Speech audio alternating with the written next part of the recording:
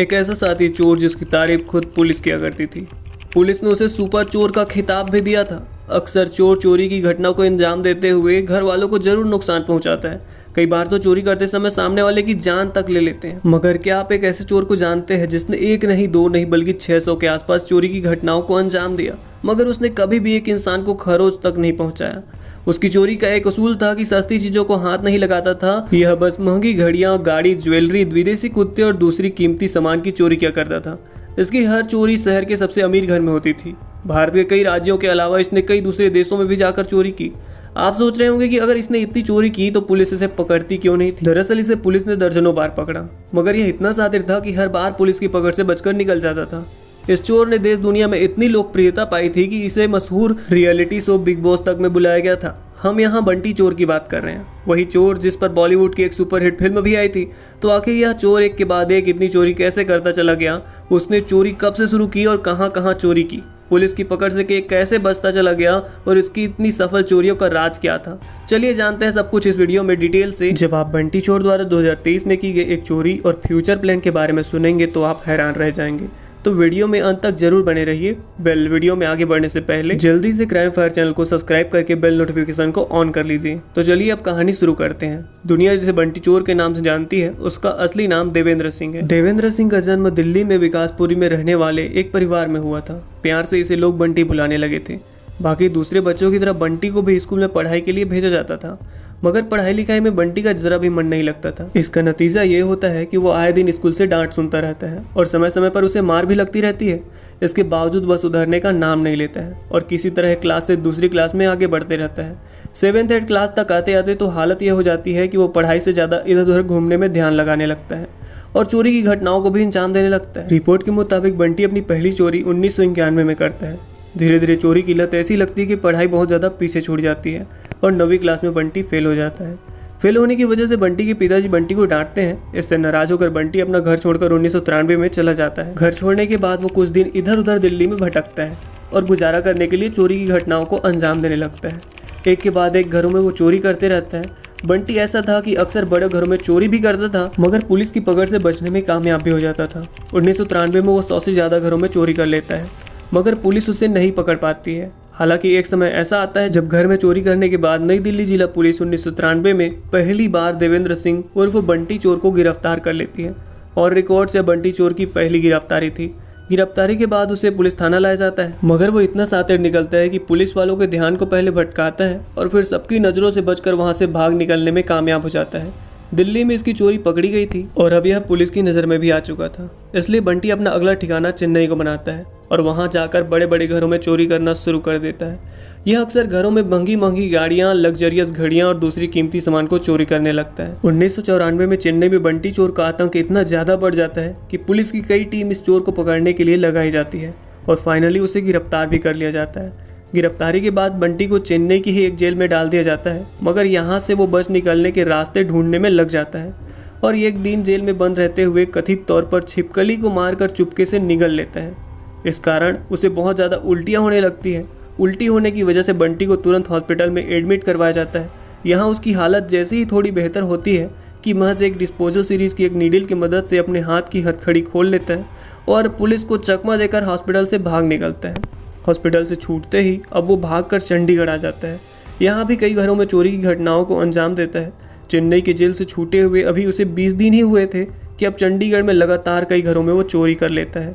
इस कारण 1994 में ही चंडीगढ़ में पुलिस उसे गिरफ्तार कर लेती है। ये कितना शातिर था इसका अंदाज़ा आप इस बात से लगा सकते हैं कि इससे पहले 2 बार उसकी गिरफ्तारी हुई और वो दोनों बार जेल से भागने में कामयाब हो गया था।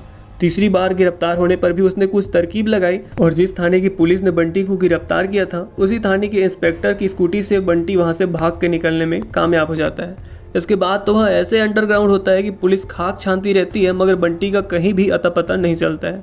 हालांकि इस दौरान अलग अलग राज्यों के बड़े बड़े शहरों में चोरी की घटनाएं होती रहती है। यह चोरी उसी स्टाइल में होती थी जिस स्टाइल में बंटी किया करता था। इससे पुलिस को यह पता चल रहा था कि बंटी अभी भी जीवित है और चोरी की घटनाओं को अंजाम दे रहा है, मगर पुलिस दिन रात की मेहनत के बावजूद बंटी को पकड़ने में नाकाम रहती है। बंटी पर चोरी के मामले में दर्ज FIR की संख्या बढ़ते हुए सैकड़ों में पहुंच जाती है, मगर बंटी पुलिस की पकड़ से दूर रहता है। 2002 में बंटी दिल्ली के एक बड़े बिजनेसमैन के साकेत वाले घर में चोरी करता है। और यहाँ से वो कीमती सामान के साथ साथ बिजनेसमैन की पत्नी और बेटी की फ्रेम की हुई तस्वीर भी चुरा कर ले जाता है। इस चुराई की फोटो फ्रेम को वो अपने उस घर में लटका लेता है जहाँ वो रहता था। आसपास के लोगों को शक न हो इसलिए वो लोगों को बताता है कि फोटो में दिख रही लड़की और महिला उसकी बेटी और पत्नी है। इस फोटो के सहारे वो मयूर विहार के अपार्टमेंट में रहता है और चोरी की घटनाओं को अंजाम देता रहता है। मगर 2002 में पुलिस एक बार फिर से इसे पकड़ लेती है। कुछ समय तक यह जेल में रहता है मगर बेल मिलते ही बाहर आ जाता है। यहाँ से छूटने के बाद वो अपना अगला ठिकाना केरल को बनाता है। यहाँ भी बड़े बड़े बिजनेसमैन के यहाँ पे चोरी करना शुरू कर देता है। 2007 में वो तिरुवनंतपुरम के बड़े एनआरआई बिजनेसमैन के घर में चोरी करके उसकी लग्जरी कार समेत महंगी घड़ी और घर से कई कीमती सामान चुरा कर ले जाता है। यह बहुत बड़ी चोरी थी, इसलिए पुलिस वाले पूरी मेहनत करके बंटी चोर को गिरफ्तार भी कर लेते हैं। मगर यह इतना शातिर था कि 2007 में भी यह केरल पुलिस को चकमा देकर उसकी पकड़ से भाग निकलता है। मतलब ऐसा था कि पुलिस के लिए जितनी मुश्किल बंटी को पकड़ना होता था, बंटी के लिए उतना ही आसान पुलिस की पकड़ से बच निकलना था। केरल से छूटने के बाद बंटी मुंबई आ जाता है। यहाँ भी वो कई घरों में चोरी करता है मगर पुलिस की पकड़ से बच निकलने में कामयाब हो जाता है। हालांकि एक दिन जब वो चोरी की कार से कहीं जा रहा होता है तो दो पुलिस वालों की नज़र उस पर पड़ती है, तो वो बंटी को पहचान लेते हैं और बंटी को पकड़कर थाना ले जाने लगते हैं। थाने जाने के क्रम में वो पुलिस वालों को खुद ही कार ड्राइव करने की रिक्वेस्ट करता है। दोनों पुलिस वाले उसकी बात मान लेते हैं। कुछ देर तक ठीक ढंग से कार चलाने के बाद एक सुनसान इलाके में वो कार की एक तार निकाल देता है जिससे कार बंद हो जाती है। उसके बाद वो काफ़ी देर तक चालू करने की नाटक करता रहता है मगर कार स्टार्ट नहीं होती है। तो अपने साथ मौजूद दोनों पुलिस वालों को भी कहता है कि अगर तुम चाहो तो कार को स्टार्ट करके देखो। वो दोनों भी ट्राई करते हैं मगर कार स्टार्ट नहीं होती है। फिर बंटी उन दोनों पुलिस वालों से कहता है कि तुम दोनों पीछे से कार को धक्का मारो, शायद कार स्टार्ट हो जाए। बंटी के कहने पर दोनों पुलिस वाले उतरकर पीछे चले जाते हैं। इधर चुपके से बंटी कार के अंदर तार लगा देता है और जैसे ही दोनों पुलिस वाले कार को धक्का लगाने लगते हैं, बंटी कार स्टार्ट करके फुर्र हो जाता है। हालांकि कुछ समय बाद ही 2007 में एक बार फिर से उसे एक 5 स्टार होटल में गिरफ्तार कर लिया जाता है। बंटी की खासियत ये थी कि इसने अब तक चोरी करके करोड़ों रुपए कमा लिए थे। वो इन पैसों का इस्तेमाल बस अपने महंगे महंगे शौक पूरे करने के लिए करता था। महंगी गाड़ियों का शौक तो वह बड़े बड़े घरों में चोरी करके पूरा कर लेता था, जबकि घड़ी वो चुरा ही लेता था। बस वह उन पैसों से महंगी महंगी 5 स्टार होटल में रुका करता था। कहा जाता है कि उसने 1993 के बाद 2007 तक के समय देश दुनिया के अलग अलग देशों में 5 स्टार होटल में रुकते ही बिताया। उसने कभी कोई अपना घर नहीं लिया क्योंकि उसका मानना था कि जब पुलिस उसे पकड़ेगी तो उसके द्वारा खरीदी गई संपत्ति कोर्ट द्वारा जब्त कर ली जाएगी। बंटी की एक और खासियत ये थी कि वो महंगी गाड़ियों को चुरा कर बेचता नहीं था, बल्कि कुछ दिनों तक उसे इस्तेमाल करता था और जब अगले घर में चोरी करने जाता था तो उसी चुराई गई महंगी कार से जाता था। फिर उस चोरी वाले कार को उसी घर में छोड़कर उस घर में मौजूद दूसरी कार लेकर निकल जाता था। ऐसा उसने 1-2 बार नहीं बल्कि सैकड़ों बार किया। 2007 तक बंटी द्वारा की गई चोरी की संख्या 500 से 550 तक पहुंच चुकी थी। इस दौरान उसने करोड़ों रुपए की घड़ी, मोबाइल, लैपटॉप, ज्वेलरी और गाड़ियां चुराई थी। कमाल की बात तो ये थी कि वो चुराए गए इन सभी सामान को बेचता नहीं था, बल्कि कई बार वो इन सामान के बदले कोई दूसरा महंगा सामान खरीद लिया करता था। जैसे वह दुकान में जाता था तो खरीदारी करने के बाद नाटक करता था कि उसका पर्स गिर गया है मगर उसके पास महंगा मोबाइल है, तो सामान के बदले वो दुकानदार को मोबाइल दे दिया करता था। इसी तरह ज्वेलरी और महंगी घड़ी भी अपने शौक पूरे करता था। कई बार तो वो होटल में पेमेंट करने के बाद लाखों की चुराई गई घड़ी, मोबाइल, लैपटॉप इत्यादि दे दिया करता था। 2007 में ही बंटी मुंबई पुलिस को तो चकमा देकर भाग गया था मगर फाइनली दिल्ली पुलिस उसे गिरफ्तार कर लेती है और इस बार उसके खिलाफ पुख्ता सबूत जुटाए जाते हैं। इस कारण उसे 3 साल की सजा सुनाई जाती है। अब तक बंटी का इतना ज़्यादा नाम हो चुका था कि उस पर एक बॉलीवुड फिल्म भी बनने की शुरुआत हो जाती है। फिल्म के डायरेक्टर बंटी को ही फिल्म में लेने का मन बनाते हैं मगर बंटी जेल में बंद होता है, इसलिए अभय देओल को लेकर ओ लकी लकी ओ नाम की फिल्म बनाई जाती है। इस फिल्म में बंटी चोर की ही कहानी को दिखाया गया था। फिल्म कामयाब रहती है। इस तरह बंटी पूरे देश में फेमस हो जाता है। 2007 में इसे जेल भेजा जाता है और 3 साल की सजा सुनाई जाती है। 2010 तक वह जेल में रहता है। बेल मिलने के बाद यह जेल से बाहर आता है और अपने विकासपुरी स्थित घर पर जाता है, मगर इसके भाई और दूसरे रिश्तेदार बंटी को अपने साथ रखने से इनकार कर देते हैं क्योंकि इस पर अभी दर्जनों केस चल रहे थे। बंटी के पास कोई काम भी नहीं था और जेल जाने से पहले चुराकर जमा किया गया पूरा धन भी जब्त हो चुका था, इसलिए वह भटकते हुए उसी पुलिस वाले के यहाँ जाता है जिसने पहले बंटी को गिरफ्तार किया था। बंटी उस पुलिस वाले को यकीन दिला देता है कि अब वह कभी भी चोरी नहीं करेगा और मेहनत करके कमाएगा। मीडिया के सामने आकर बंटी बयान देता है कि अब वह चोरी नहीं करेगा। बंटी मीडिया से बात करते हुए कहता है कि उसे चोरी करते हुए इतना अनुभव हो गया है कि वह एक अच्छा जासूस बन सकता है, इसलिए वह आगे प्राइवेट जासूस के तौर पर काम करते हुए पैसे कमाएगा। दिल्ली में कुछ प्राइवेट जासूस कंपनी बंटी से कांटेक्ट करती है और एक कंपनी में बंटी कुछ समय तक जॉब भी करता है। इसी बीच उसकी बढ़ती लोकप्रियता को देखकर 2010 में बिग बॉस सीजन 4 में उसे आने का मौका मिलता है। हालांकि यहाँ उसका व्यवहार बहुत ठीक नहीं होता है और वह बहुत जल्द बिग बॉस से बाहर हो जाता है। कुछ ही समय पहले बंटी ने वादा किया था कि वो कभी चोरी नहीं करेगा, मगर कहते हैं ना कि कुत्ते की दुम कभी सीधी नहीं हो सकती। बंटी भी वही था। बिग बॉस के घर से बाहर निकलने के बाद वो कुछ समय तक इधर उधर भटकते रहता है और एक बार फिर से चोरी के धंधे में वापस आ जाता है। कुछ समय तक तो वह इधर उधर चोरी करता है, मगर भटकते हुए 2013 में वो केरल पहुंचता है और इस बार केरल के एक बहुत बड़े बिजनेसमैन वेणुगोपालन नायर के घर में डाका डालता है। वेणुगोपाल नायर का घर ऐसा था कि घर के दरवाजे बुलेट प्रूफ शीशे के बने हुए थे। घर के बाहर 2 हाई सिक्योरिटी अलार्म लगे हुए थे। इसके अलावा कई CCTV कैमरे घर के बाहर लगे हुए थे। चोरी करने से पहले बंटी कई दिनों तक घर की रैकी करता है और बुलेट प्रूफ ग्लास डोर के लॉक को तोड़ने के तरीकों को सीखता है और फाइनली एक दिन चुपके से बंटी घर के बाहर जाता है और पहले दोनों सिक्योरिटी अलार्म को डीएक्टिवेट करता है। जितने भी CCTV कैमरे लगे हुए थे उन सबको अपना चेहरा छुपाते हुए डीएक्टिवेट कर देता है। बुलेट प्रूफ दरवाजा के लॉक को भी यह बड़ी चालाकी से तोड़ देता है और फिर चुपके से घर में दाखिल हो जाता है। घर में दाखिल होने के बाद यहाँ से बंटी एक लैपटॉप, 2 मोबाइल फ़ोन, एक सोने की रिंग, 2000 कैश रुपए लेकर भाग जाता है।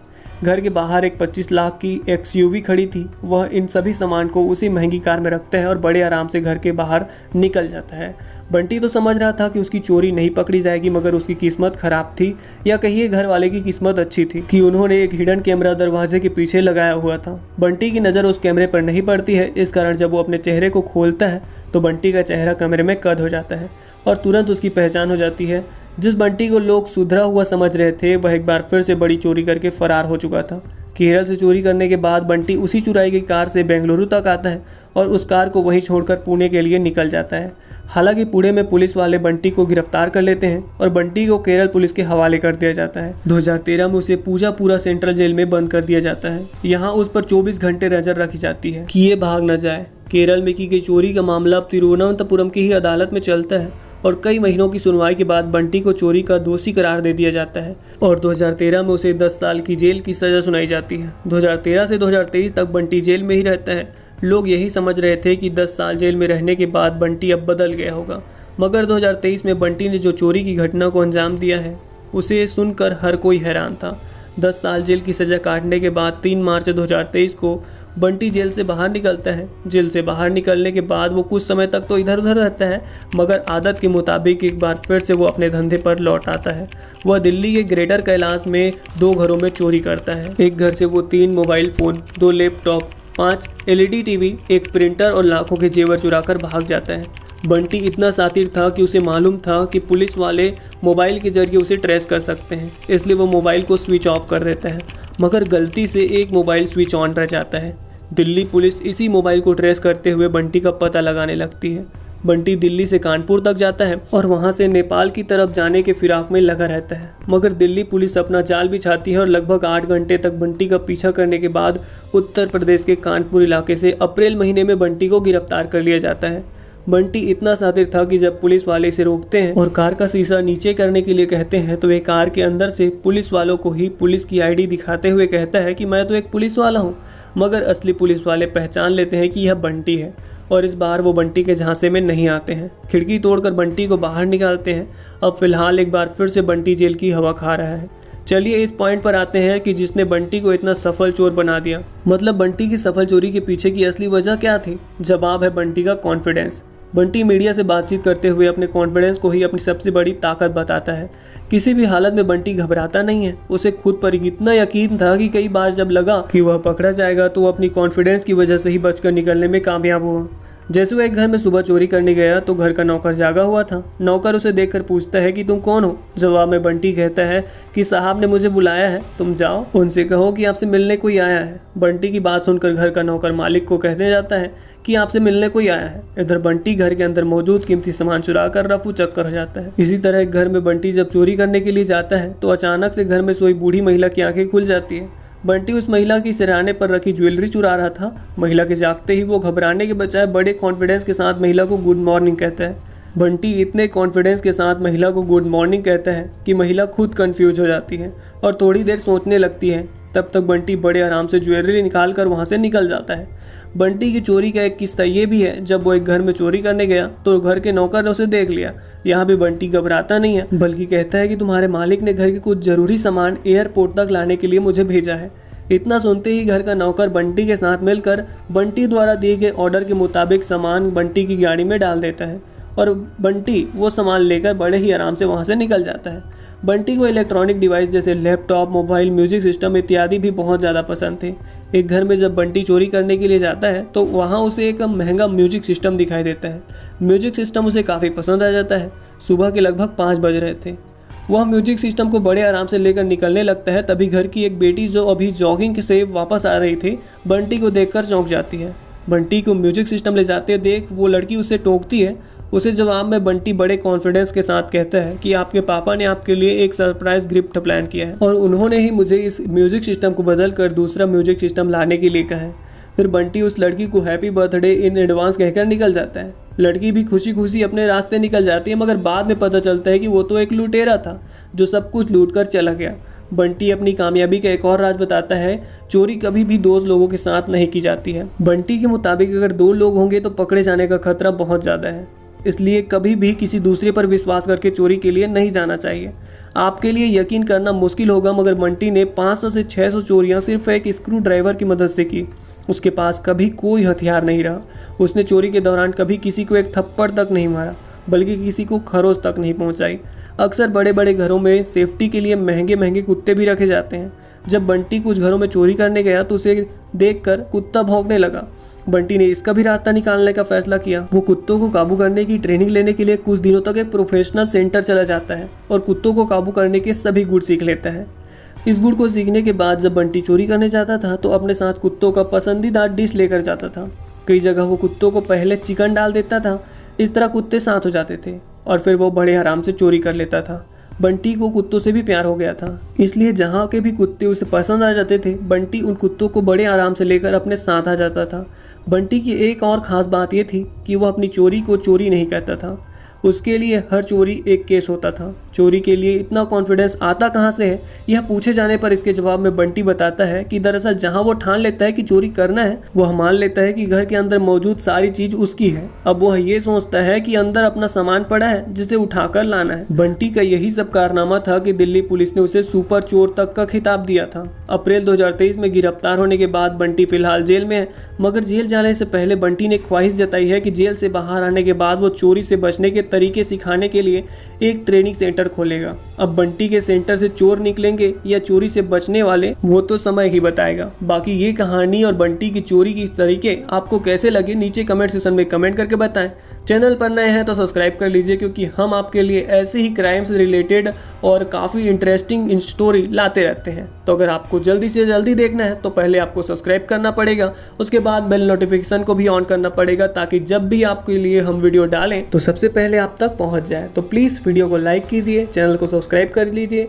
और बेल नोटिफिकेशन को ऑन कर लीजिए। और कहानी पसंद आई है तो अपने दोस्तों और रिलेटिव के साथ व्हाट्सएप पे शेयर जरूर कीजिए।